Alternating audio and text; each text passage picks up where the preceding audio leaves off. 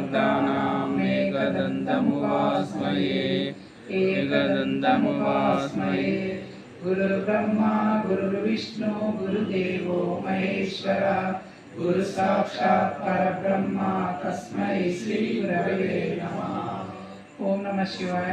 కార్తీక పురాణము 7వ అధ్యాయం. శివకేశవార్చన విధులు. వశిష్ఠుల వారు జనకును కింకను ఇటుల బోధించిరి. రాజా, కార్తీక మాసం గురించి దాని మహత్యం గురించి ఎంత వినినో తనివి తీరదు. ఈ మాసంలో శ్రీ మహావిష్ణువును సహస్ర కమలములతో పూజించిన వారి ఇంట లక్ష్మీదేవి స్థిరముగా నుండును. తులసీ దళములతో కానీ బిల్వపత్రములతో కానీ సహస్రనామ పూజ చేసిన వారికి జన్మ రాహిత్యము కలుగును. కార్తీక మాసమందు ఉసిరి చెట్టు కింద సాలగ్రామం నుంచి భక్తితో పూజించిన ఎడల వారికి కలుగు మోక్షం మింతింత కాదు. అటులనే బ్రాహ్మణులకు కూడా ఉసిరి చెట్టు కింద భోజనం పెట్టి తాను తినిన సర్వపాపములు పోను. ఈ విధముగా కార్తీక స్నానములను దీపారాధనను చేయలేని వారు ఉదయం సాయంకాలం ఏ గుడికైనా వెళ్ళి భక్తితో సాష్టాంగ నమస్కారములను చేసిన ఎడల వారి పాపములు నశించును.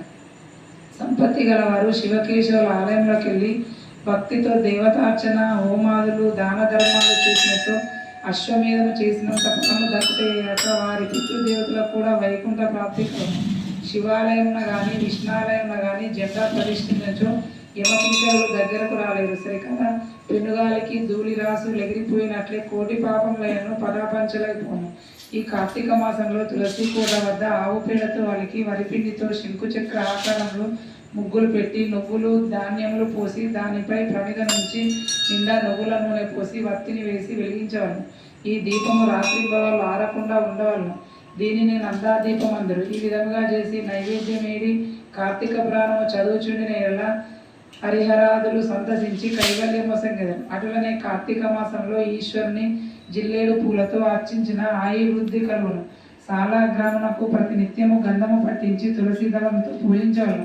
ఏ మనజుడు ధనము బలము కలియు కార్తీక మాసమందు పూజాదులు కలపడు ఆ మానవుడు మరుజన్మలో చినుకమై తిండి దొరకక ఇంటింట తిరిగి కర్రలతో దెబ్బలు తింటూ నీచ స్థితిలో చచ్చును.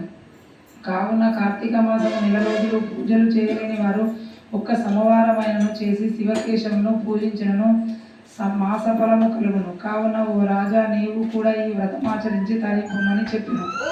నమ శివాభ్యాం నవ యవనాభ్యాం పరమస్పష్ట రాశిష్ట వృద్ధాభ్యాం నాగేంద్ర కన్యా వృక్షకేతనాభ్యాం నమో నమ శంకర పార్వతీభ్యాం. సప్తమాధ్యాయం 7వ రోజు పారాయణం సమాప్తం. ఓం నమ శివాయ.